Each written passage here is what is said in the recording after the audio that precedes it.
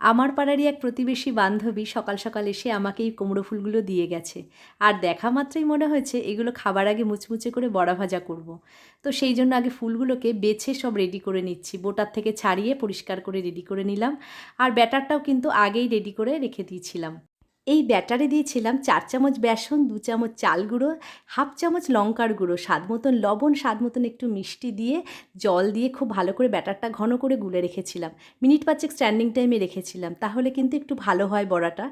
আর খাবার আগে ফ্রাইং প্যানটা বসিয়ে দিয়েছি, তেলও দিয়ে দিয়েছি, গরম হয়ে গেছে। এবার ফুলগুলো নিয়ে একটা একটা করে ব্যাটারে ডুবিয়ে তারপরে ভেজে নিয়েছি। এটা কিন্তু 10 মিনিটের একটা রান্না, মানে রেডি থাকলে 10 মিনিটের বেশি একটুও লাগবে না। এই রকম মুচমুচে কুমড়ো ফুলের বড়া সাদা ভাতেও ভালো লাগবে, ডালের সাথেও ভালো লাগবে। তোমরা যেভাবে খুশি খেও। আমার বানানো এই কুমড়ো ফুলের বড়া রেসিপি যদি তোমাদের ভালো লেগে থাকে একবার বাড়িতে বানিও। আর কমেন্টে জানিও। সবাই ভালো থেকো, সবাইকে ভালো রেখো।